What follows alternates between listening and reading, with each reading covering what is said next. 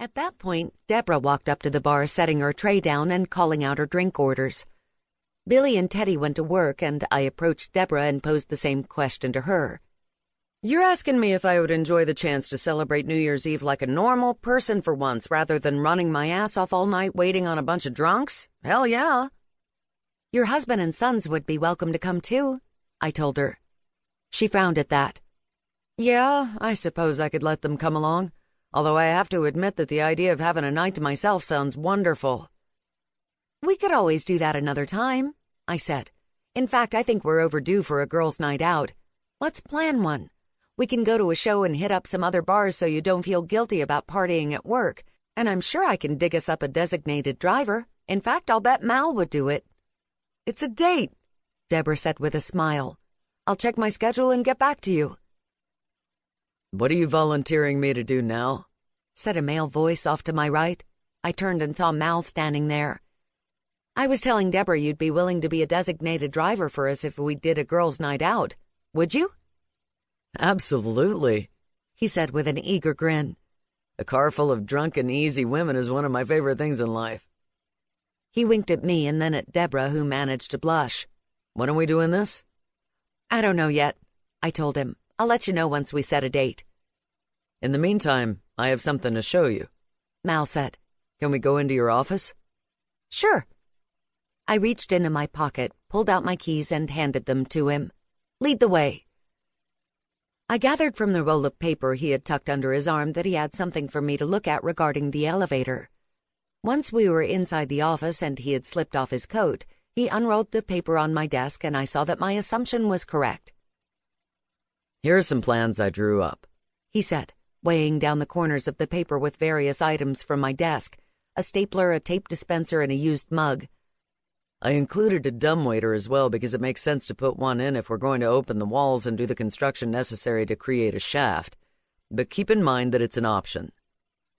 Once he had the paper laid out flat, with the corners anchored, he removed other papers from his coat pocket. "This is a reputable company I've worked with before that manufactures and sells elevators and dumbwaiters," he said, handing me a brochure. "They have some standard models we can choose from, but they also customize as needed. Of course, customization means more money." I looked at his plan, which was pretty basic, and more or less what I'd had in mind all along, so I shifted my attention to the brochure. "You can look up this company online," Mal said. "They have a lot more options and models other than what you see here. I just happened to have this brochure at home because it was the one we used for a job I helped my dad with right before I moved here." He pointed to one of the models in the brochure. "I think this one would work nicely. It's basic, but big enough to accommodate up to 4 people or a wheelchair or someone with a cart." "It looks great," I said. Mal handed me one more piece of paper that he had removed from his pocket. "Here's a closer idea of the cost. It's still rough, and there are always surprises with jobs like this. Things like unexpected findings in the walls or electrical issues that have to be fixed in order to get past inspection, but I think it should be close." It was a lot of money. I did a quick mental calculation of the hit I'd take to my savings and what would be left. It made me wince, but I felt it would be worth it in the long run. "I'm good with it, Mal. Thanks so much for doing all of this." "If you're serious about this plan, I think we should turn it in and get the permit so you can get started on it sooner rather than later. Like I said earlier, I can get things started for you myself this week while I'm off duty on my undercover job." "That works for me." "I have just enough time to get to the planning office before they close," Mal said, rolling the papers up. "I could start on it first thing in the morning." "Don't forget the museum." He slapped himself on the side of his head.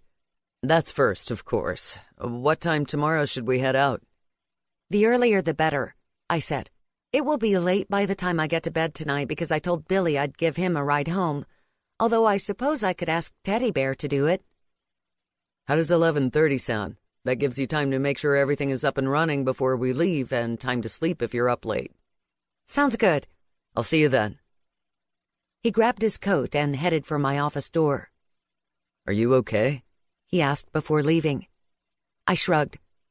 "Duncan was here. We had a bit of a spat." "About that woman you saw him with?" "That woman turned out to be his ex-fiancée, Courtney Metcalf."